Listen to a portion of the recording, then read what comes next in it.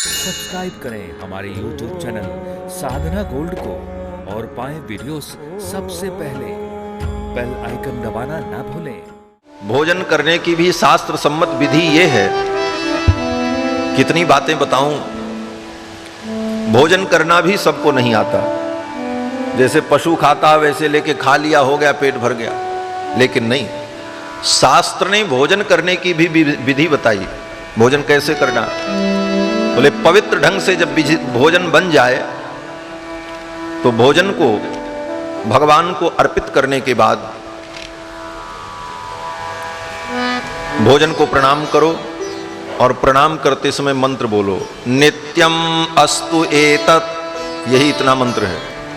अर्थात हे अन्न, जैसे आज तुम मुझे प्राप्त हुए इसी प्रकार सदा प्राप्त होते रहो, मिलते रहो। ये अन्न की स्तुति है, वेदों की बात कह रहा हूं।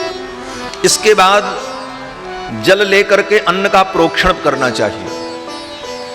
अन्न का प्रोक्षण करने के बाद, भोजन का प्रोक्षण करने के बाद उस अन्न में से 3 आहुतियां निकालकर जमीन पर अपने दाहिने तरफ पूर्व क्रम से रखना चाहिए।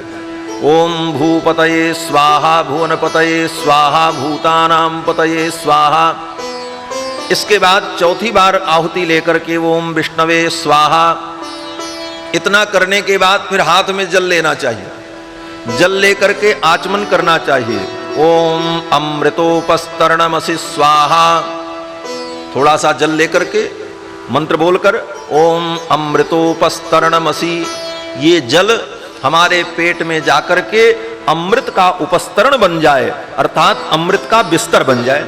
क्यों बोले, उस बिस्तर पर यज्ञ नारायण भगवान को रखना है, अन्न देवता को रखना है। तो उस जल को पीने के बाद तब जो है भोजन करना शुरू कर। 5 कवल करी जीवन लागे। पहले 5 कवर खाया, जो आहुति अभी हमने बताई, इसके बाद भोजन करना शुरू किया। तो 5 कवर आहुति लेने के बाद फिर हाथ में जल लेकर के जब भोजन संपन्न हो जाए तो अमृत प्रधानमसि स्वाहा, ऐसा कह करके आचमन कर ले कि अमृत का पहले बिस्तर बिछाया, फिर उस पे अन्न की आहुति दी और फिर अमृत का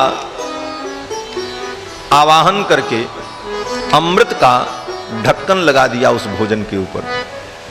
अर्थात अमृत से संपुटित जब आप भोजन करेंगे तो वो भोजन आपको दीर्घायु प्रदान करेगा। ये भोजन की विधि है। तो भोजन करना भी यज्ञ है।